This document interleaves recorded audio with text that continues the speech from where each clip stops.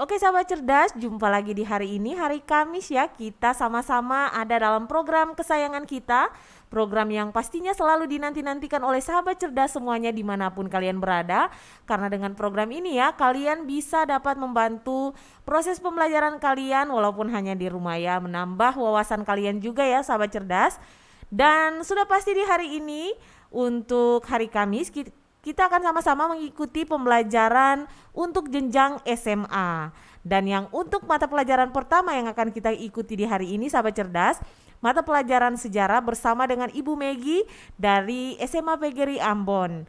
Jadi bagi sahabat cerdas semuanya tetap stay untuk mendengarkan pembelajaran yang akan diberikan oleh Ibu Megi di hari ini. Jangan sampai kelewatan ya sahabat cerdas. Dan terutama juga bagi siswa-siswinya Ibu Megi. Nah, kalian bisa langsung gabung di sini, bisa langsung juga melalui siaran radio Suara Maluku Cerdas, dan kalian juga bisa gabung di live streamingnya channel YouTube PTKI Maluku. Di situ kalian bisa langsung melihat pembelajaran yang dilakukan oleh Ibu Megi, dan yang pasti Ibu Megi juga bisa memantau ya kalian apakah kalian mengikuti pembelajarannya atau tidak. Kalau gitu langsung saja ya sahabat cerdas, tanpa tunggu lama lagi kita ikuti bersama pembelajaran yang akan diberikan oleh Ibu Megi di hari ini. Iya, terima kasih Kakak Eca. Anak-anak yang di rumah, selamat pagi. Bagaimana keadaan kalian? Pasti kalian tetap baik karena selama ini kalian ada di rumah. Hari ini kita akan melanjutkan materi KD 3.1 pada kelas 11. Baik MIA maupun IPS pada mata pelajaran sejarah wajib.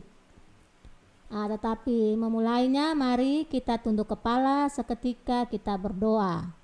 Kita berdoa.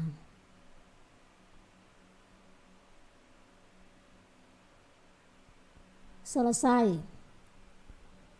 Anak-anak sekalian, minggu lalu kita telah belajar tentang kedatangan bangsa-bangsa Eropa ke Indonesia.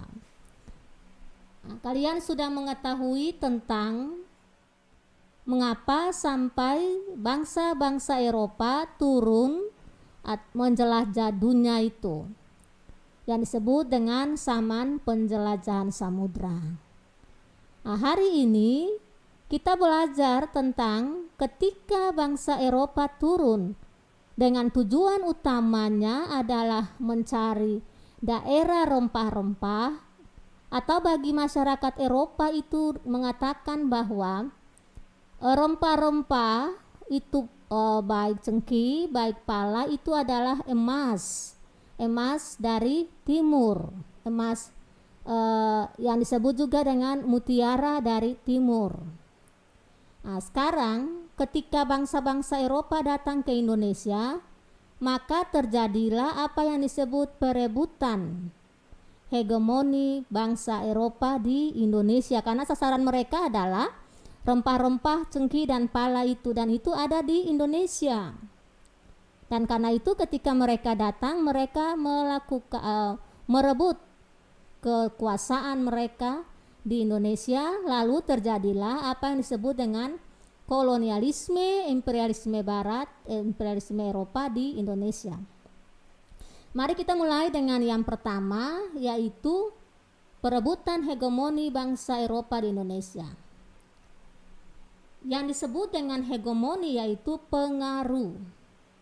Jadi perebutan pengaruh bangsa Eropa di Indonesia dilakukan oleh 3 bangsa Eropa, yaitu Portugis, Spanyol, dan Belanda. Mereka inilah yang merebut pengaruh dan pada akhirnya mereka menanamkan kekuasaannya Indonesia, disebut dengan kolonialisme dan imperialisme itu. Yang minggu lalu kita sudah terangkan apa beda antara kolonialisme dan imperialisme. Mari kita lihat yang pertama, bangsa Portugis. Bangsa Portugis itulah bangsa yang pertama datang ke Indonesia, yang dibawa pimpinan Alfonso de Albuquerque dan Antonio de Abreu dan Francisco Serrao. Kita lihat apa saja peran mereka. Pada abad ke-15, masa petualangan orang-orang Eropa, mereka melakukan petualangan dengan cara pelayaran. Dan itu dimulai dengan bangsa Portugis. Bangsa Portugis itu pada tahun 1486 di bawah pimpinan Bartolomeus Dias, mereka menyusuri pantai barat Afrika. Kalau minggu kemarin Ibu sudah kasih rute-rute perjalanan dari bangsa-bangsa Eropa sampai ke Indonesia, maka orang Portugis pertama yaitu Bartolomeus Dias tiba di pantai barat Afrika. Tujuan Bartolomeus Dias adalah India. Nah, akibatnya pada bulan Mei 1498 itu Bartolomeus Dias dia gagal, tapi dia punya kapal-kapalnya berhasil tiba di Calicut, India, di pantai barat India. Nah, di sana di bawah pimpinan, jadi Bartolomeus Dias tiba di daerah pantai barat Afrika atau yang dikenal dengan Tanjung Pengharapan, tapi dia pun kapal-kapalnya di bawah pimpinan Vasco da Gama itu sampai tiba di India. Nah, waktu sampai di India, Vasco da Gama ini sifatnya sangat dia berupaya untuk menguasai India, tapi tidak berhasil, sehingga Vasco da Gama itu hanya sampai di India, tapi dia berhasil membawa rempah-rempah dari India pulang kembali ke daerah Eropa. Dia tidak berhasil melakukan perjanjian dengan Raja India yaitu Raja Samorin, karena memang di India itu terlebih dulu ada pedagang-pedagang Arab yang telah menguasai daerah Calicut. Setelah Vasco da Gama itu dia tidak berhasil menguasai daerah India Calicut, maka diutus lagi yang namanya Alfonso de Albuquerque. Ini adalah ABK daripada Vasco da Gama itu. Jadi Vasco da Gama tiba di Calicut, India, tapi dia tidak datang ke daerah pusat rempah-rempah. Dia punya pengikutnya atau dia punya anak buahnya itu Alfonso de Albuquerque yang berhasil mencapai Malaka tahun 1511. Dan saat itu pun juga Malaka dikuasai oleh Portugis dan Myanmar. Myanmar ini itu yang sekarang nama Myanmar, tapi dulu namanya Burma. Tetapi Alfonso de Albuquerque dia mengutus lagi, dia punya bawahannya yaitu Antonio de Abreu dan Francisco Serrao sampai ke daerah Maluku. Dari tahun 1512, bangsa Portugis di bawah pimpinan Antonio de Abreu dan Francisco Serrao tiba di Maluku dan menjalankan hubungan dagang dengan orang-orang Maluku saat itu. Bangsa Portugis ini, Abreu dengan Antonius itu mereka tidak ke daerah Jawa, tapi dia langsung ke Maluku. Setelah mereka berhasil menguasai Malaka, maka terjadilah hubungan antara bangsa Portugis dengan kerajaan Sunda, kerajaan Pajajaran pada saat itu. Dan mereka berhasil menandatangani perjanjian dagang dengan kerajaan Sunda. Perjanjian dagang itu adalah perjanjian dalam perdagangan lada, bukan perdagangan cengki dan pala, tapi perdagangan lada. Tahun 1522 diwujudkan dokumen perjanjian itu berupa prasasti. Jadi perjanjian dengan kerajaan Pajajaran ini dalam bentuk prasasti yang dikenal dengan Padro Sunda Kelapa.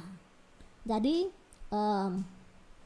catatan sejarah mengatakan bahwa satu-satunya perjanjian dalam bentuk prasasti itu ada dengan kerajaan Sunda.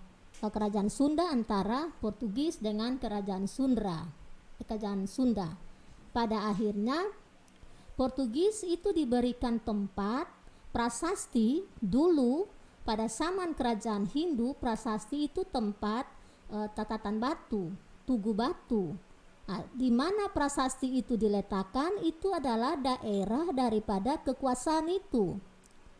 Dan ketika prasasti Padro Sunda Kelapa diletakkan, maka disitulah didirikan benteng dan gudang bagi bangsa Portugis itu. Jadi bangsa Portugis mendapat kedudukan di daerah Jawa itu di kerajaan Pajajaran itu berdasarkan prasasti Padro Sunda Kelapa. Dia punya isinya itu kurang lebih ada 3, yaitu Portugis diberikan sebuah izin untuk mendirikan benteng, kemudian kerajaan Pajajaran kemudian akan menerima bermacam barang yang dimana mereka butuhkan dan disediakan oleh bangsa Portugis. Ketika Portugis mendapatkan kekuasaannya lewat Padro Sunda Kelapa ini, pada akhirnya sebagian wilayah di daerah Pajajaran itu digunakan untuk kehidupan bangsa Portugis, dan terjadilah yang namanya itu adalah daerah Sunda Kelapa itu dirubah namanya menjadi daerah Jayakarta. Itu ketika bangsa Portugis dia tiba. Itu bangsa Portugis tiba di daerah Jawa. Sedangkan bangsa Portugis yang tadi dikatakan bahwa tahun 1512 itu ekspedisi ke Maluku di bawah pimpinan Antonio de Abreu dan Francisco Serrao, itu mereka berhasil menduduki Kepulauan Banda, Kepulauan Penyu, dan Ternate. Sementara di Ambon pun juga mereka mendirikan benteng di Picaoli, negeri Hitulama serta Mamala. Maka ketika Portugis itu dia tiba di Ambon, Ternate, maka muncullah poros perdagangan dengan Ternate, Malaka, Goa, Lisbon, daerah Portugis, sehingga pada saat itu Portugis menjalin hubungan dengan Kesultanan Ternate yang sudah bercorak Islam. Sedangkan kalau kerajaan Pajajaran di daerah Jawa itu baru masih bercorak Hindu. Dan ketika sudah hubungan dagang antara Portugis dan Ternate, maka Portugis diberi kesempatan mendirikan benteng Sao Paulo yang ada di Ternate atau namanya Benteng Gamalama. Itu kedudukan Portugis di daerah Maluku.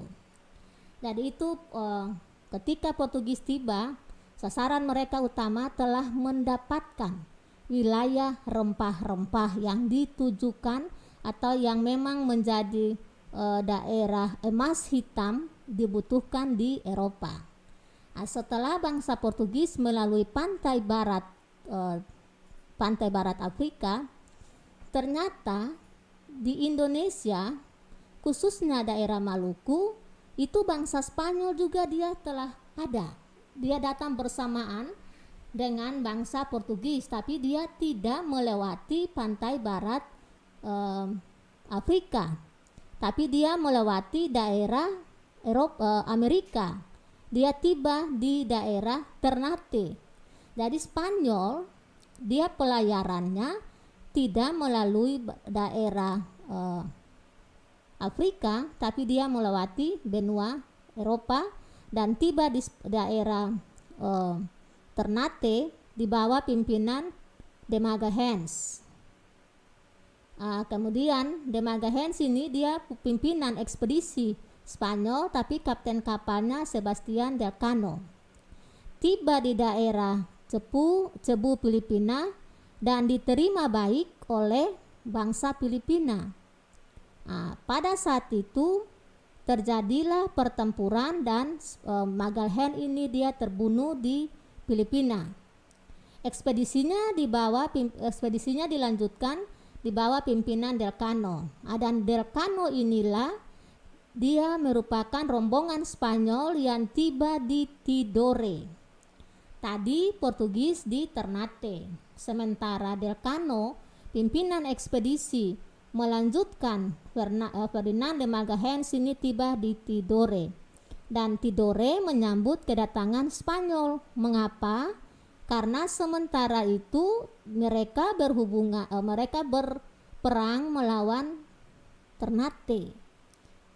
Datangnya bangsa Portugis di Ternate, bangsa Spanyol di Tidore, maka terjadilah peperangan antara Ternate dan Tidore yang dibantu oleh Portugis dan Spanyol itu. Akibatnya terjadilah perjanjian antara dua negara Eropa di tanah Indonesia, di tanah Nusantara, khususnya di daerah Maluku, yang namanya Perjanjian Saragossa. Perjanjian Saragossa ini dia punya isinya Spanyol harus meninggalkan Maluku dan memusatkan kegiatannya di Filipina. Akibat dari perjanjian Saragossa ini, maka Portugis menjadi pemegang kekuasaan, memiliki pengaruh tunggal di Maluku dalam memonopoli perdagangan. Itu bangsa Spanyol. Sementara bangsa yang berikut yang masuk juga untuk merebut pengaruh di Indonesia yaitu bangsa Belanda. Belanda sendiri dia tiba di Indonesia pada tahun 1596 di bawah pimpinan Cornelis de Houtman. Tujuan Belanda datang ke Indonesia untuk mencari rempah-rempah dan monopolinya.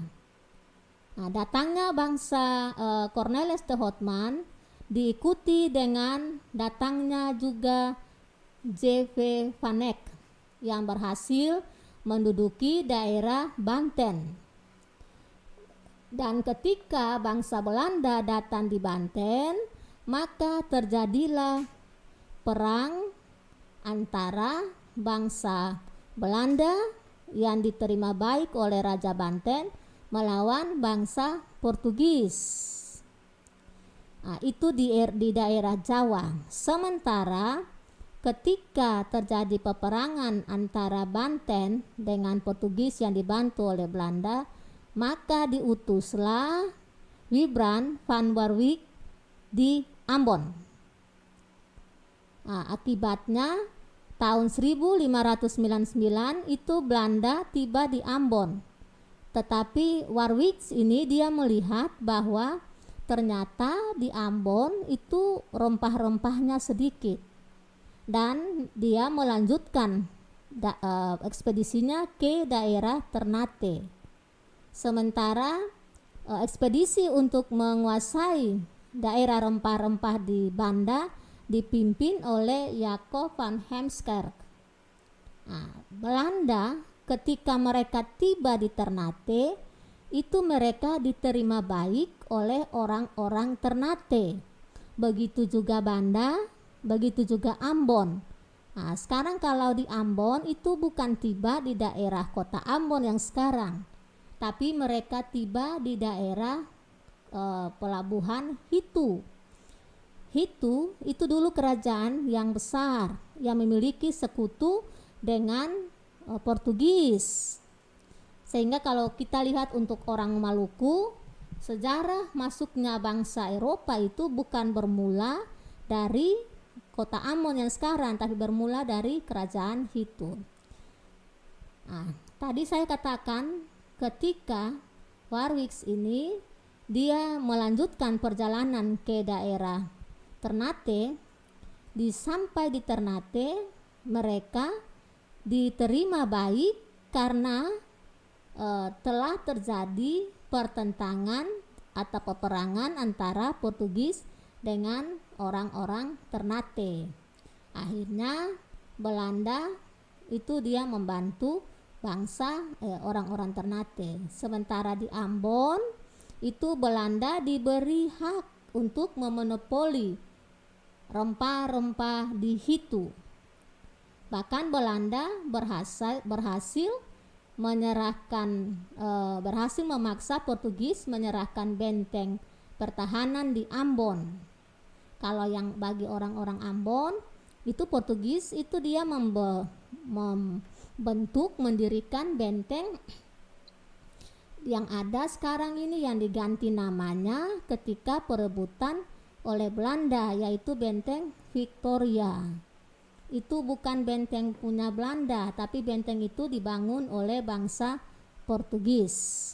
Nah, jadi kalian sudah lihat bahwa bangsa-bangsa Eropa itu dia merebut pengaruhnya di daerah rempah-rempah, di Jawa dan di Maluku khususnya, karena daerah rempah-rempahnya ada di situ. Nah, setelah perebutan kekuasaan, Stephen van der Hagen berhasil menguasai benteng Kota Laha atau De Amora itu, dan berhasil menjadikan nama benteng itu yaitu Benteng New Victoria. Jadi itu benteng kemenangan ketika Belanda berhasil mengusir Portugis dari Maluku khususnya. Maka muncullah kekuasaan tunggal di Maluku, dan di Indonesia, di Nusantara saat itu adalah Belanda. Itu perebutan hegemoni bangsa Eropa di Indonesia. Nah, sekarang ketika kita sudah melihat bahwa ternyata Portugis pertama sampai di Maluku, pertama sampai di Indonesia, Spanyol pun juga, tetapi pada akhirnya yang menanamkan kekuasaan kolonialisme, imperialisme paling lama di Indonesia adalah Belanda. Sekarang kita melihat ketika Belanda sudah menguasai Indonesia, apa yang dilakukan oleh Belanda. Kerajaan Belanda dia ada di Eropa. Dia berkeinginan menjadikan wilayah rempah-rempah Maluku bahkan Nusantara itu sebagai satu-satunya daerah kekuasaannya. Maka dibentuklah yang namanya VOC, Kongsi Dagang Hindia Belanda. Nah, Kongsi Dagang Hindia Belanda ini itu adalah awal daripada kekuasaan kolonialisme di Indonesia oleh Belanda. VOC dia ini terbentuk mengapa? Mengapa sampai VOC terbentuk? Ada beberapa faktor. Faktor yang pertama, bahwa di Nusantara saat itu banyak pedagang-pedagang Belanda. Dalam mereka berdagang, mereka saling untuk memonopoli. Untuk mencegah terjadinya perkelahian antar kelompok dagang milik Belanda, maka dibentuklah VOC ini. Jadi VOC ini dia merupakan kumpulan daripada kongsi-kongsi dagang bangsa Belanda yang ada di Nusantara pada saat itu. Faktor yang kedua, VOC didirikan tahun 2000 tanggal 20 Maret 1602 itu dikemukakan oleh anggota parlemen Belanda, Francois Witter.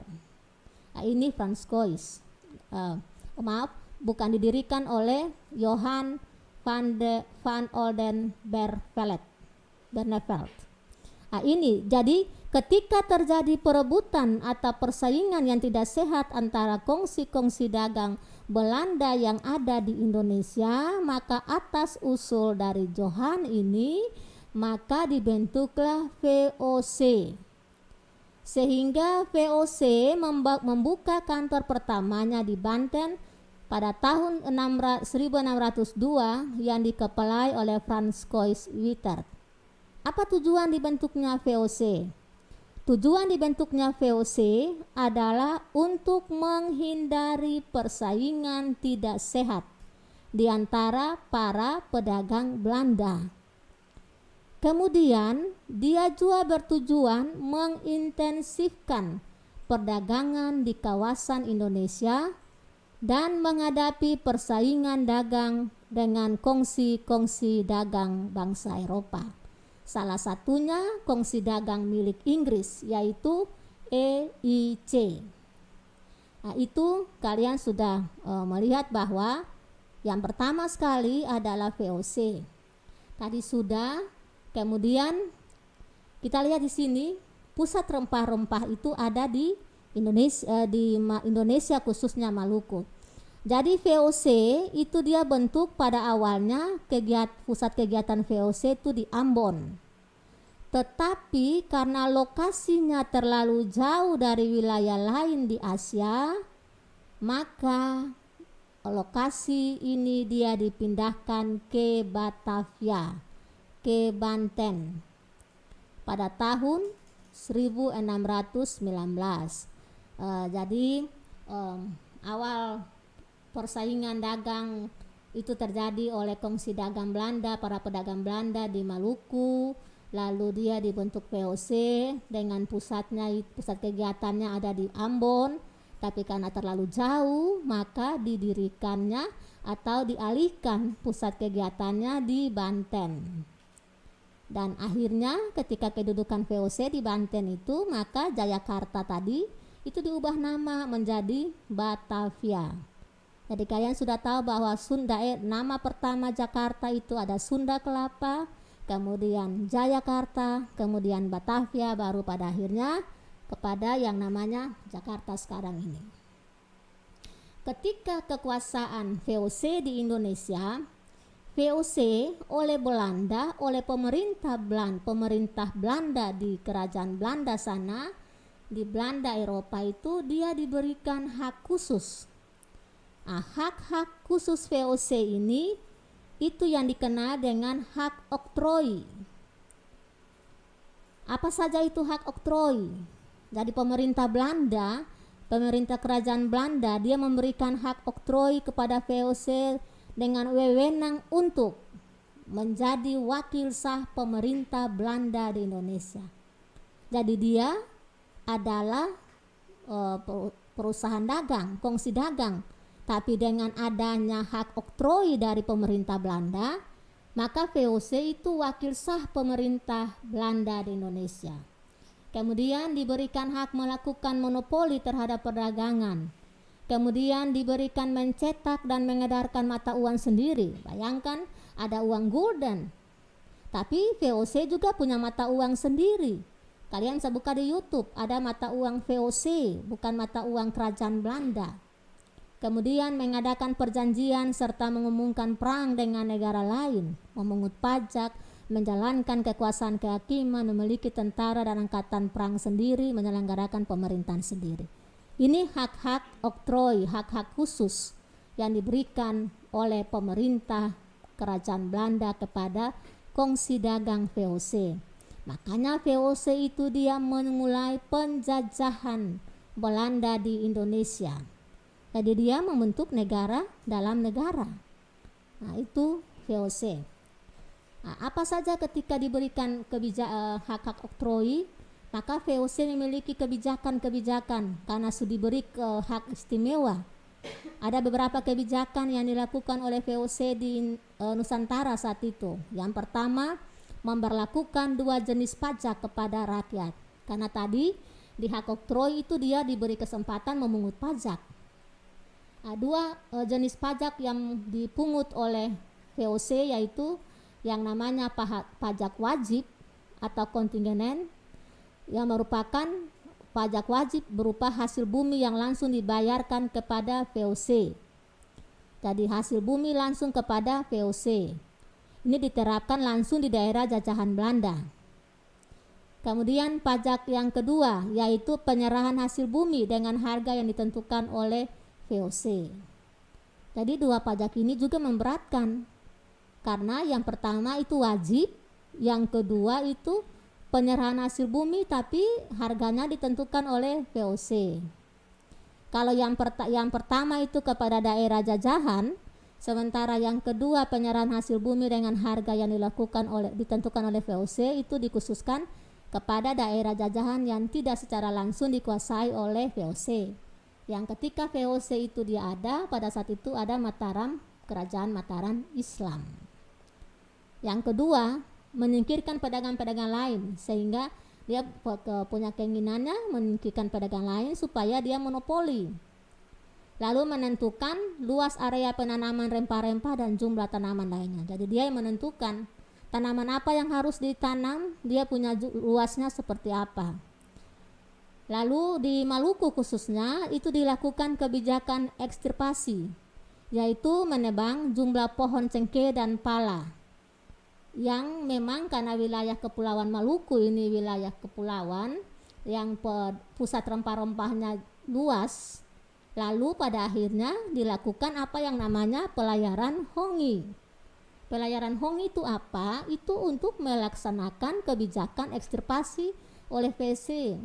Jadi daerah-daerah yang tidak bisa dijangkau pengawasannya oleh VOC, pohon-pohon cengkeh dan pala itu ditebang supaya tidak bisa masyarakat tidak bisa menjualkan cengkeh dan pala kepada orang lain. Yang orang Maluku, yang bagi orang Maluku pasti tahu yang namanya pelayaran hongi.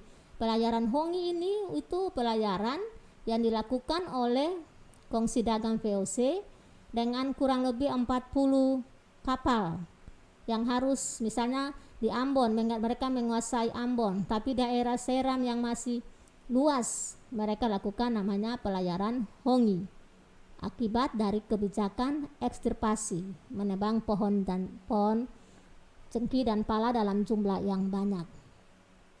Lalu selain itu kebijakan lain mewajibkan kerajaan-kerajaan yang sudah terikat menyerahkan upeti. Bayangkan, sudah ada pajak wajib, sudah ada penyerahan hasil bumi, tapi harus juga menyerahkan upeti kepada VOC. Lalu di daerah-daerah tertentu itu diwajibkan tanam kopi dan dijual kepada VOC saja dengan harga murah, yaitu yang tadi yang bagian ketiga, menentukan luas area penanaman rempah-rempah dan jumlah tanaman. Kemudian juga rakyat diwajibkan menanam tanaman tertentu seperti kopi dan dijual kepada VOC dengan harga murah. Nah, beberapa tindakan yang dilakukan oleh VOC pada saat itu VOC tidak segan-segan melakukan tindakan kekerasan kepada yang menentang. Kemudian VOC menerapkan politik pecah belah yang dikenal dengan divide et impera, yaitu mencampuri urusan internal kerajaan, sehingga pada akhirnya pada masa VOC itu ada kekejaman. Salah satunya juga adalah muncul pergerakan-pergerakan di daerah-daerah. Kita lanjut. Sekarang VOC sudah. Siapakah gubernur yang memerintah pada masa VOC di Indonesia? Gubernur pertama yaitu Peter Both. Dia adalah perwira laut utama di Belanda. Dia ditugaskan di Indonesia pada tahun 1609 dengan tugas utama menciptakan monopoli perdagangan antar pulau di Hindia Belanda dengan hanya kerajaan Belanda. Jadi Peter Both, dia gubernur pertama, dia harus menciptakan monopoli perdagangan antar pulau-pulau di Hindia Belanda dengan kerajaan Belanda. Kemudian dia juga memulai mendirikan pos perdagangan di daerah Banten 1610. Bahkan dalam masa kekuasaan Peter Both sebagai gubernur VOC, dia juga memegang jabatan gubernur jenderal Hindia Belanda. Jadi dia sebagai pemimpin VOC tapi juga gubernur jenderal Hindia Belanda di Nusantara tahun 1610 sampai 1614. Sehingga kedudukan dia yang baik itu, dia berhasil mengadakan perjanjian dengan Pulau Maluku, menaklukkan Pulau Timur, dan mengusir Spanyol dari Pulau Tidore. Itu adalah gubernur VOC pertama di Indonesia. Tadi Ibu sudah sampaikan. Setelah Peter Booth ada beberapa gubernur yang lain, yaitu Gerard Reins. Dia menjadi gubernur Belanda kedua dan dia punya tugasnya berhasil mengusir Inggris dan mengontrol monopoli pala. Gubernur Belanda yang ketiga, Laurens Reich, dia berhasil perang dengan Spanyol dan di Teluk Manila mencegah mendaratnya Inggris di Banten dan Maluku melawan pasukan Mataram. Jadi dalam catatan sejarah kebanyakan orang hanya kenal gubernur Peter Booth, tapi juga ada gubernur lain yang tidak kalah perannya dalam masa kekuasaan VOC di Maluku. Gubernur yang keempat itu adalah pimpinan VOC yang keempat adalah Jan Pieterszoon Koen. Ini dia punya masa jabatannya atau masa kepemimpinannya di Hindia Belanda di Hindia Belanda pada masa kekuasaan VOC. Itu dia bermarkas di Banten. Kemudian tadi Ibu sudah katakan jadi masa Jan Pieterszoon Koen, inilah nama Batavia di nama Jayakarta diganti dengan nama Batavia. Apa saja peranan Jan Pieterszoon Koen? Peranan Jan Pieterszoon Koen yang berhasil dia lakukan memonopoli perdagangan di Maluku, menjadikan Batavia sebagai pelabuhan dan pusat kekuasaan VOC, menjalankan politik divide et impera antara raja-raja di Jawa dan kepulauan Nusantara lainnya. Lalu kemudian dalam merealisasi perdagangan pada zaman Jan Pieterszoon Koen, dia mengusir orang-orang Inggris di Pulau Rum. Pulau Rum ini ada di Banda. Bahkan dia mengusir dan melenyapkan penduduk Banda asli supaya datangnya orang-orang Portugis saja di Banda. Sehingga dia menerapkan kebijakan eksterpasi. Apa dampak daripada kebijakan-kebijakan yang dilakukan oleh VOC kepada bangsa Indonesia atau pada saat masyarakat Nusantara pada saat itu? Ada dua dampaknya. Dampak positif di mana rakyat mengenal ekonomi uang. Jadi dulu kan kita masih sistem barter, tapi pada masa ekonomi VOC rakyat mengenal ekonomi uang dan rakyat sudah mengenal sistem pertahanan benteng, etika perjanjian dan prajurit bersenjata modern. Mohon maaf penulisannya agak sedikit masuk keluar. Jadi dampak positif daripada VOC di Indonesia atau di Nusantara saat itu, rakyat mengenal sistem ekonomi uang, rakyat Indonesia dapat mengenal pertahanan benteng karena dibuatlah benteng-benteng. Kemudian etika perjanjian dan prajurit bersenjata modern.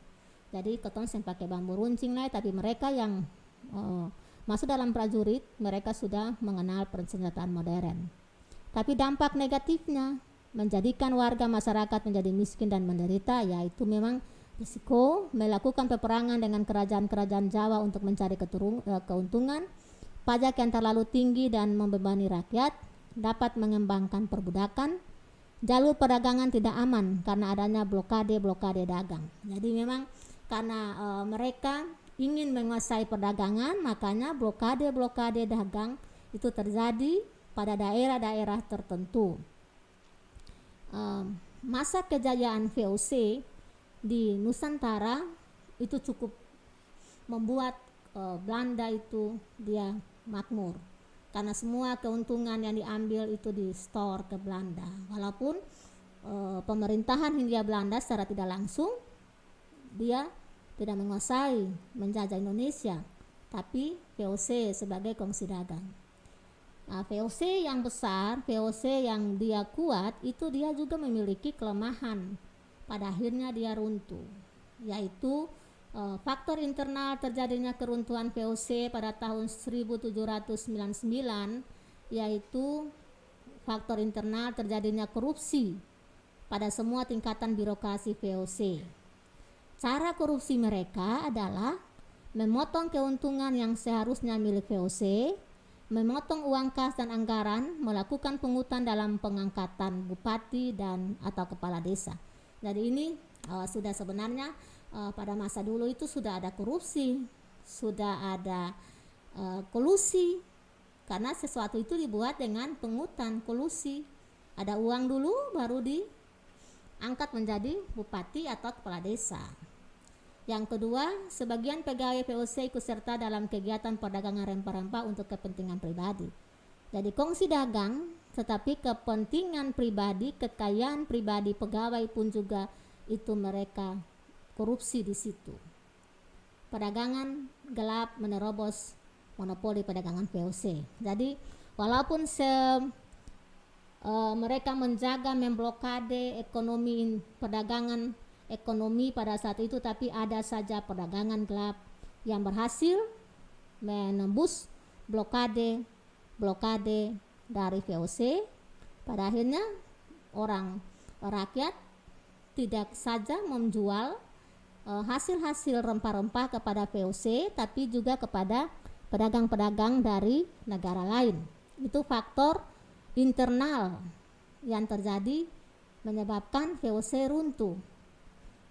Kemudian faktor internal yang berikut, anggaran pegawai cukup besar, banyak pengeluaran uang untuk pembiayaan perang, khususnya di perang Hasanuddin.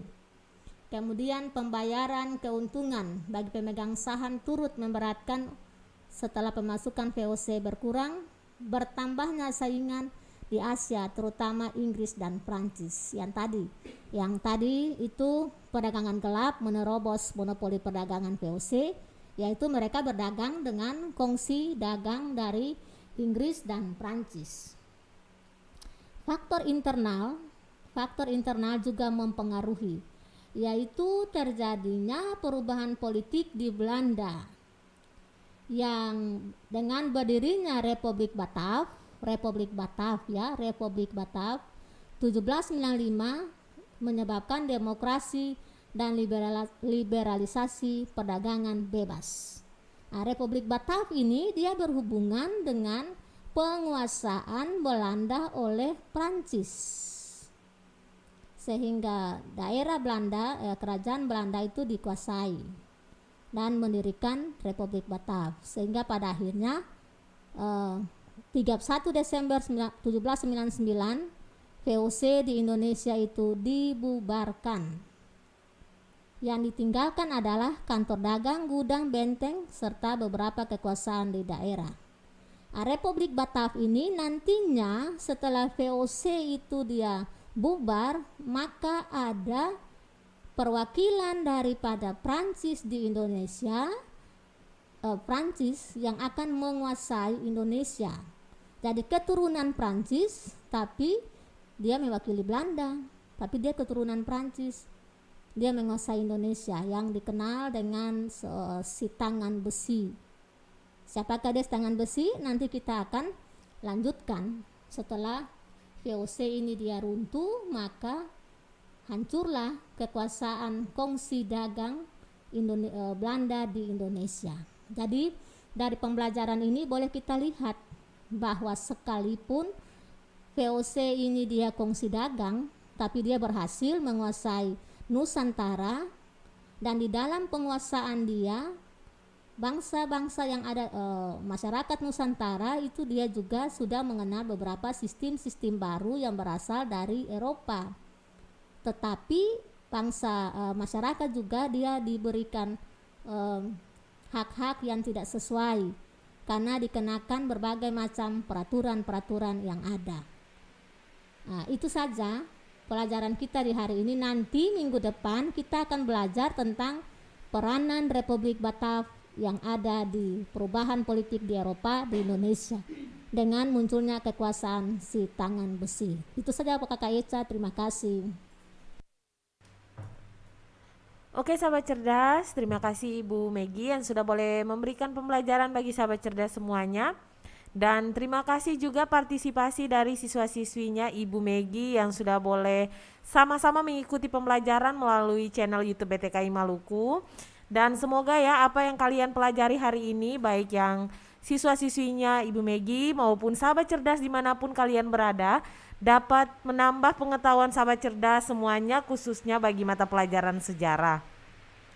Dan yang pasti minggu depan di hari Kamis Ibu Megi akan kembali lagi dengan pembelajaran yang sudah Ibu Megi sampaikan kepada sahabat cerdas semuanya. Jadi jangan sampai ketinggalan untuk mendengarkan pembelajaran yang akan diberikan oleh Ibu Megi di minggu depan. Oke sahabat cerdas, kita akan lanjut lagi dengan pembelajaran kita selanjutnya. Tapi yang pasti Kak Ica akan memberikan satu lagu bagi sahabat cerdas semuanya, mengiring sahabat cerdas semuanya untuk istirahat sebentar ya, sebelum kita lanjutkan lagi dengan pembelajaran kita yang kedua. Semoga lagu ini menyenangkan, menghibur sahabat cerdas semuanya, dan tetap stay untuk mendengarkan radio Suara Maluku Cerdas, karena selepas lagu ini sahabat cerdas dipastikan akan langsung mengikuti pembelajaran yang kedua bersama dengan Pak Erlik.